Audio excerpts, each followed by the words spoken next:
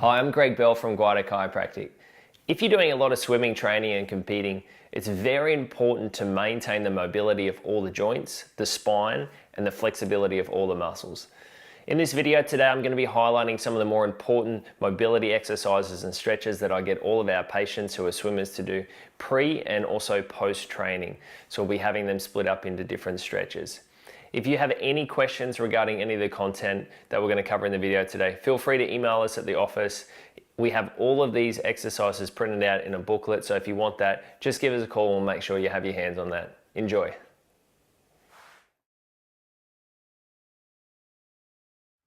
In this first video today, we're going to be covering an exercise to increasing the mobility of the thoracic spine. The thoracic spine starts from at the base of the neck area and runs all the way to the mid to lower back area. We're going to be focusing on the upper thoracic area. The reason being is I see a lot of limitations in the mobility of this area of the spine today, especially in the kids that are sitting down a lot. A lot of the postural stress that they put on it today because of our sitting down, working on the phones, computers, etc., limits the mobility. So second to getting this checked and making sure the joints are in the right position, we want to maintain that mobility. There's different ways that you can do this. I like to use what's known as back balls. If you don't have access to these, let us know and we can put you on the right track. You can also use a rolled up towel or a foam roller. If you're using a foam roller, just make sure it's not one of the big ones, otherwise it'll just limit the effectiveness of this exercise. So I'm going to be getting this mobility device, I'm going to be putting it along the upper part of my spine and lying on my back.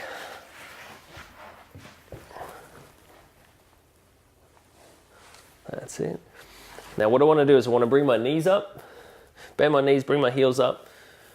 I want to relax back, tilt my pelvis forward, tuck my chin in, interlock my hands facing me. And then with a slow controlled movement, I'm going to bring that back and touch the floor. Bring it all the way back. And then to bring that up, I'm just going to roll it down, roll it up, coming onto the joint above it, same movement, tilt the pelvis forward, tuck the chin in, interlock the fingers, raising all the way up. I recommend doing 10 ground touches. You don't want to be looking for speed with this, you just want to do a very slow and controlled movement to maximize that mobility through the thoracic spine. In this exercise, we're going to be looking at the mobility of the lumbar spine or the lower back. The lumbar spine starts from the mid to lower back area and comes all the way down into the pelvis. These joints weren't designed to do a lot of rotation, and that's where this mobility exercise is focused on, is maximizing that rotation of the joints to make sure we're getting as much mobility through that area as possible. This area of the spine gets a lot of stress during the day, particularly from the amount of sitting that we do. So I'm going to go through, I'm going to do this. It's very important you do this in a controlled movement. I'm not trying to cause any audible sounds in the spine when I do this. I'm not trying to stress it too hard, but rather just slowly rotate this area of the spine and going through those rotations. How we're going to do that?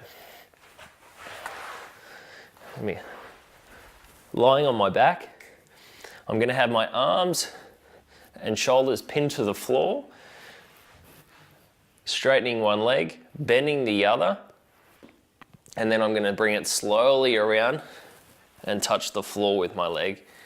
Bring it all the way back up. Now what you'll notice is the opposite shoulder isn't leaving the ground. I'm making sure that that's pinned to the floor and that maximizes that mobility through that lumbar spine. I'm going to be doing 10 on one side and then swapping and doing 10 on the other one. And you'll see all of that mobility is isolated to that lumbar spine.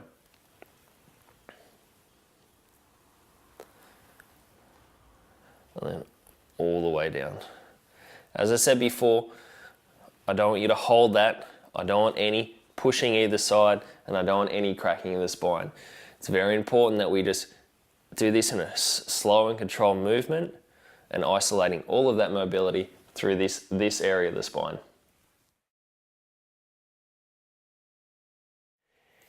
In this exercise, we're going to be focusing on the mobility of the hip flexors.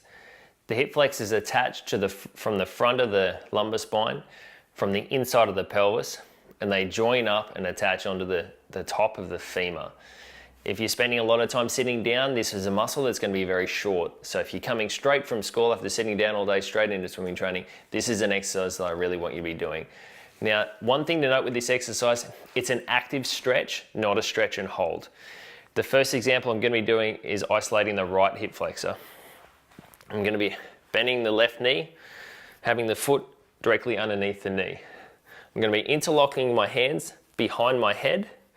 I'm going to be bringing my right knee back as far as I can. Now what I'm going to be doing is taking this from a bent knee position and then straightening the knee as much as possible and bringing it back down. Coming back up. I want to hold for about 1 to 2 seconds at the top, 1 to 2 seconds at the bottom.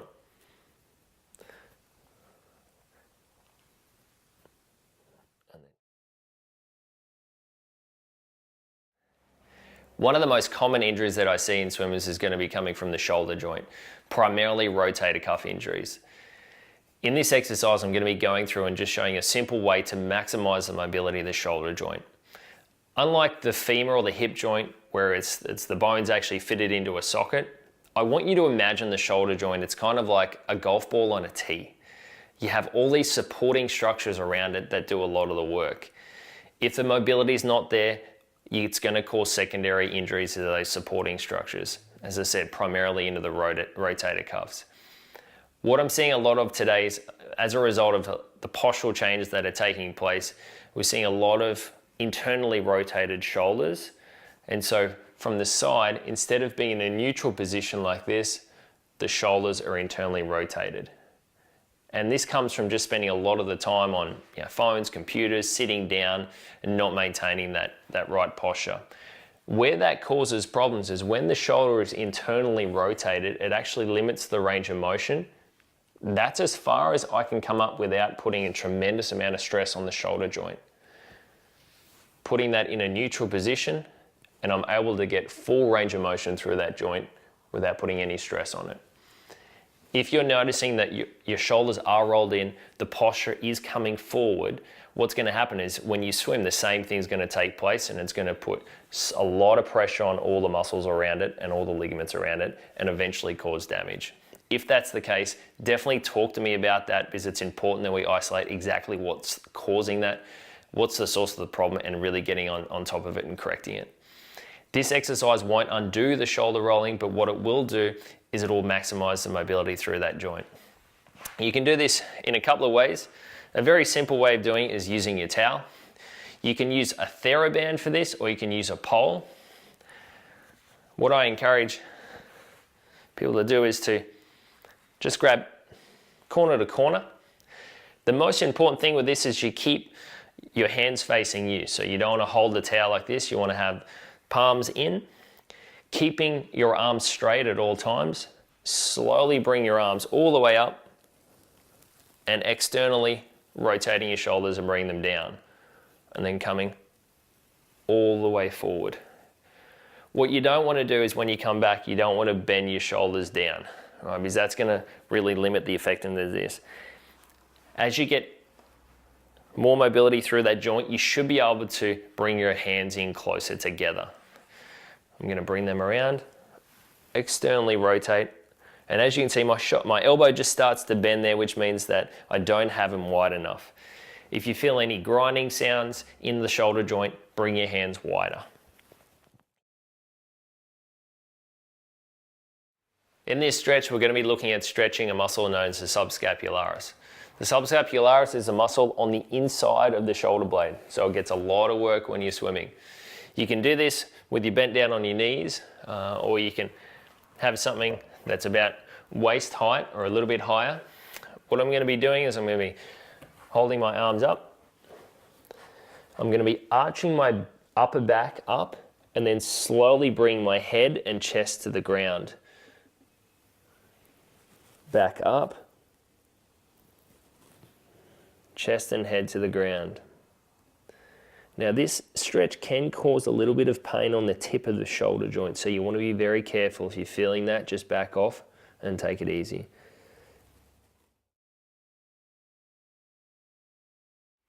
In this stretch, we're going to be looking at the latissimus dorsi. The latissimus dorsi attaches all the way around the back, comes all the way up into the shoulder joint. It's a muscle that generates a lot of power and is very strong on swimmers. In this example, I'm going to be stretching the right lat dorsi. I'm going to be bracing myself with the left hand and holding on to something with the right. Now, a great way to, you could use the pulls that you get in and out of the pool with, or you can get onto a fence, is just as effective. We want to be bracing that arm, holding here, coming down, and then I want to be rotating my pelvis in the opposite direction. So in this example, I'm going to be rotating my pelvis to the left. And then turn. When I do that, I should be feeling a stretch that runs from here all the way through that muscle. Now I'm going to get you to hold this up to a minute. And then on the other side, bracing myself with the right hand, keeping it straight, contacting the pole or a fence with the left hand, and then rotating my pelvis to the opposite direction.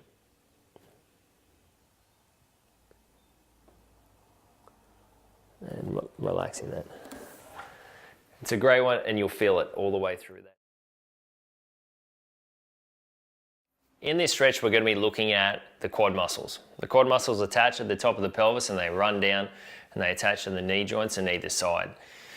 When you're doing this stretch, it's very important to keep the trunk straight vertical, and I'm going to be bending my left knee. In this instance, I'm going to be stretching the right quads. I'm going to be bringing my foot up and I'm going to be trying to rest my shin against the wall with my toes pointed straight up. A great way to accentuate this stretch is to squeeze the bum, and you'll feel it from here all the way down. As the mobility of this muscle increases, you're going to be able to get your shin closer and closer to the wall. In this example, my quads are obviously very tight and I can't keep my shin flat against the wall. So it's just an indication that it's really, really tight. If that's the case, really work on this muscle. In this stretch, we're going to be looking at the bicep muscle. The bicep has two attachment joints in the shoulder, the long head and the short head. When we're doing this one, we're going to be coming down, sitting on our backside, bring our arms behind us. What I want to try and do is I want to squeeze the shoulder blades together and try and have the pinkies touching each other. And then I'm just going to slowly shuffle forward, and you'll feel it in your biceps, and just holding that up to a minute. Maintaining the shoulder blades squeezed together. If you get more mobility out of it, you can bring it forward, but you want to be very careful with this stretch. Otherwise, it can place a lot of pressure on that long head right up in the shoulder joint.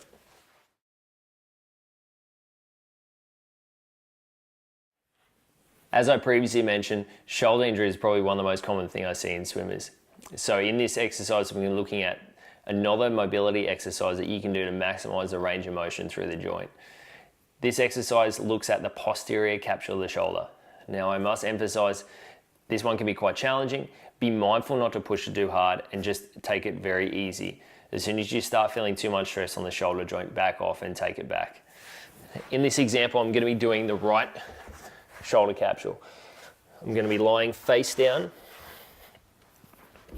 I'm going to be taking the right arm and placing it straight, palms up along my chest. With the left arm, I'm going to be reaching out as far as I can. Now, in this example, I'll be really feeling it along this aspect of the shoulder and just holding that there up to a minute. Now, a great way to emphasize the stretch and place a little bit more tension through that area to get a little bit more range of motion is to bend the knee on the same side of the shoulder that you're stretching, and that way you're able to rotate the body a little bit more and you're able to feel that more in that shoulder joint. I hope you got some benefit from these exercises. The most important thing is make it a part of your routine before and after every training. That way you're going to get the most benefit from all of these exercises. If you have any questions at all, whether it's from a patient or you're not a patient, please just let me know. I'm more than happy to help you out in any way I can. In the meantime, train hard and swim fast.